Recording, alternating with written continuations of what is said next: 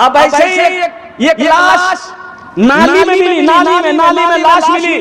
मोहल्ले वाले जमा हो गए कि ये कौन है मरने वाला, जरा पहचानो सही। लावारिस लाश है, मरने वाले को कम से कम 2 दिन हो गया है, ये बहता हुआ यहाँ तक पहुंचा है। तो बस्ती वाले सब जमा हो गए, बोले कैसे होगा, पहचानो तो सही कौन है। लेकिन कहा कि भाई हम लोग नहीं पहचाने, लगता कहीं दूर का आदमी है, मर गया होगा और क्या कहते हैं कि ये डूब गया होगा नदी में, और डूबते हुए नाली की तरफ से क्या कहते हैं ये बहता हुआ यहाँ तक आ गया। तो गांव वालों ने कहा देखिए भाई हम लोग का फर्ज बनता है कि ये लावारिस लाश है, हम लोग इसको निकालो, गुस्ल दे देंगे और जनाजा पढ़ के दफन कर देंगे। तो कुछ लोगों ने कहा करे भाई पहले देखो तो सही ये हिंदू है कि मुसलमान है, भाई देखना होगा ना, अरे भाई देखना होगा ना, भाई पता तो चले कि पहले ये इधर का है उधर का, पता तो चले। चेहरे पे दाढ़ी नहीं है, सर पे टोपी नहीं है, कुर्ता पायजामा नहीं है, लिबास नहीं है, पहचान कैसे है? बोला फिर कैसे क्या होगा? तो कुछ लोगों ने कहा इसका पॉकेट देखो, आधार कार्ड मिलेगा, पैन कार्ड मिलेगा, आधार कार्ड मिलेगा, पहचान पत्र मिलेगा, नाम से पता चल जाएगा कि ये हिंदू है कि मुसलमान है, ये इधर का उधर का, नाम से पता चलेगा भाई।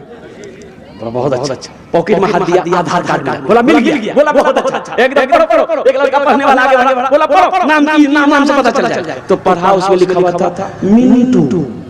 मिंटू ये कैसे होगा? बोला उसका बाप का नाम देखो, बाप का नाम देखो। बोला बाप का नाम है चिंटू। समझ में आएगा? अरे बोलो भाई समझ में आएगा? और कुर्बान जाओ, ये मिंटू चिंटू हो गया। लोग परेशान हो गए कि कैसे पहचान में आएगा। ये बूढ़े मियां बोले अरे तुम लोग काहे इतना परेशान हो रहे हो, एक आइडिया और है, उससे एकदम साफ पता चल जाएगा कि इधर का है उधर का। अब वो आइडिया क्या है हम नहीं जानेंगे, आप लोग समझ गए? मुसलमानों क्या हम इतने गिर चुके हैं? कुर्बान जाओ कि जब कहीं पर मेरा हादसा हो जाए, मेरी मौत हो जाए, तो मेरी शनाख्त लोग, मेरी पहचान लोग मेरी शर्मगाह को खोल कर देखे कि मुसलमान है कि नहीं। अरे मुसलमान की शान तो है, मुसलमान किस गली से गुजर जाए उसकी खुशबू बता देगी इधर से कोई मुसलमान गुजरा। मुसलमान करोड़ों में भी हो तो उसकी शक्ल बता दे कि ये मुसलमान है। मुसलमान और वो खरबों के मजमे में हो तो हर लोग यही कहते, हर मज़ाहिब के लोग यही कहते कि ये मजहब इस्लाम को फॉलो करने वाला है, ये मजहब इस्लाम को मानने वाला है, ये कलमा तैयबा ला इलाहा इल्लल्लाह मुहम्मदुर रसूलुल्लाह को पढ़ने वाला। इंशाअल्लाह अपनी जिंदगी को ऐसा बनाओगे, इंशाअल्लाह बनाओगे, हाथ उठाओ इंशाअल्लाह कितने लोग। अच्छा जो लोग दाढ़ी नहीं रखते मेरे बच्चों नौजवानों, अल्हम्दुलिल्लाह, अच्छा दाढ़ी रखो, इंशाअल्लाह अल्लाह तेरे चेहरे पे नूर पैदा फरमा देगा। एक लड़का को देखा 18-19 साल का लड़का था, जेब से इतना बड़का क्रीम निकाला, खोला, ढक्कन खोला, उंगली में लिया, हम बोले क्या लगाया? बोला क्रीम। बोले कौन क्रीम है? बोला fair hair health and shoulder cream. हम कह रहे वाह, ये क्रीम का नाम तो पहली बार सुन रहे हैं, इससे क्या होता है? बोला समझे नहीं आप, आदमी गोरा होता है। हमने कहा कि बेटा अगर क्रीम लगाने से आदमी गोरा हो जाता तो वेस्ट इंडीज का खिलाड़ी जितना है क्या उसके पास क्रीम का पैसा नहीं है? हमने कहा तुम्हें गोरा होना है? बोला हाँ हजरत बहुत शौक है गोरा होने का। तो हमने कहा कि तुम 2 काम करो, सिर्फ 2 अमल करो, 2 काम करो, अल्लाह तेरे चेहरे पे नूर पैदा फरमा देगा। तो वो नौजवान बोला कि बोलिए हजरत 2 काम क्या, हम 5 काम करने के लिए तैयार हैं। हमने कहा कि पहला काम करो अपने चेहरे पे दाढ़ी छोड़ दो, और दूसरा काम करना नमाजों की पाबंदी करो, 40 दिन इंशाअल्लाह ये अमल करो, फिर तुम ये कभी ये अमल नहीं छोड़ोगे, अल्लाह तेरे चेहरे पे नूर पैदा फरमा देगा। नमाज पढ़ो मेरे बच्चों, अल्लाह तेरे चेहरे को चमका देगा। नमाज पढ़ो, चेहरे पे दाढ़ी सजाओ, मर्द की शान। पंजाबी लोगों को देखो बगैर दाढ़ी का पंजाबी, अगर बगैर दाढ़ी का पंजाबी को देखे हो, पंजाबी जो भी है वो दाढ़ी वाला है, बगैर दाढ़ी का पंजाबी नहीं है। एक बात याद रखना, हिंदुस्तान के क्रिकेटर खिलाड़ी हरभजन सिंह भी आया था। अरे हरभजन सिंह आया था ना, वो भी दाढ़ी रखा था। लेकिन कुर्बान जाओ मुसलमानों, ये दाढ़ी मेरे लिए, मर्द की शान, दाढ़ी मर्द की शान है, मोमिन की पहचान है, दाढ़ी नबी की सुन्नत है, एक अजीम सुन्नत।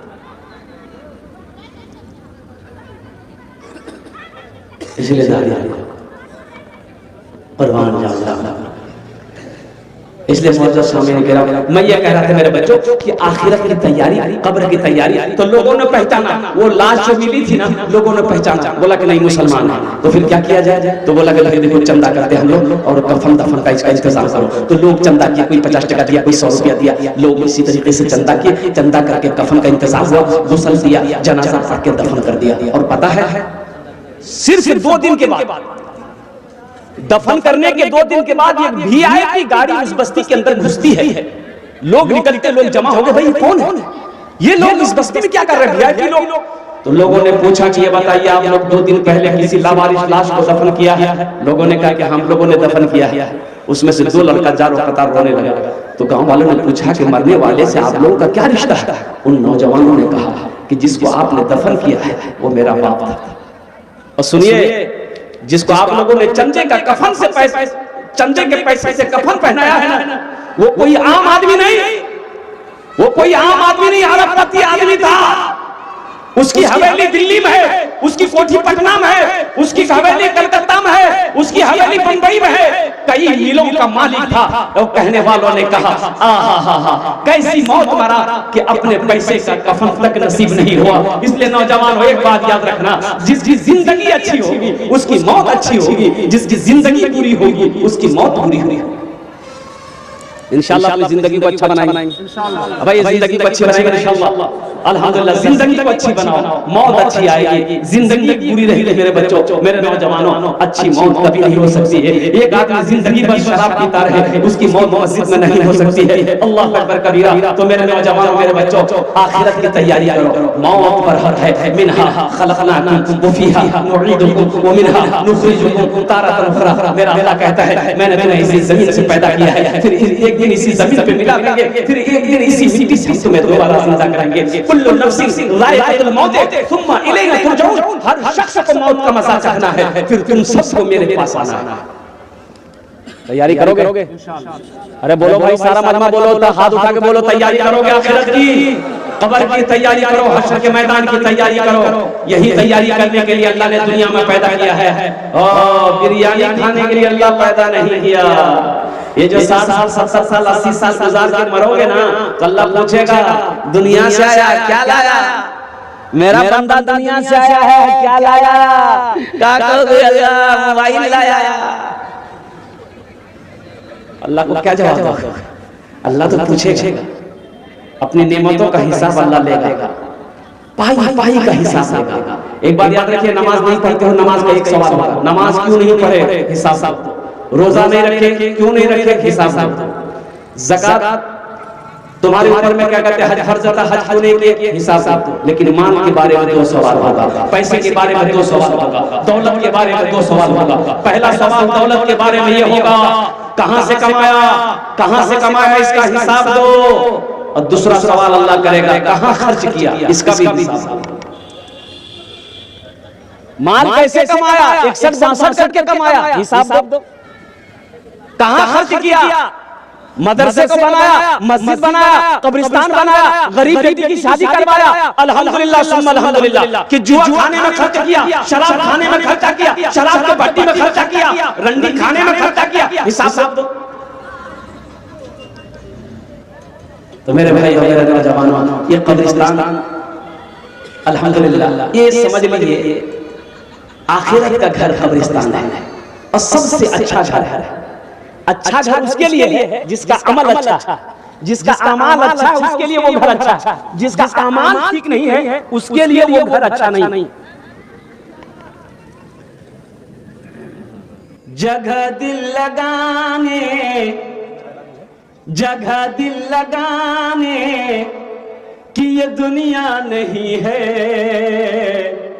जगह दिल लगाने कि ये दुनिया नहीं है, ये इबरत की जा है तमाशा नहीं है। जगह दिल लगाने कि ये दुनिया नहीं है, ये इबरत की जा है तमाशा नहीं है।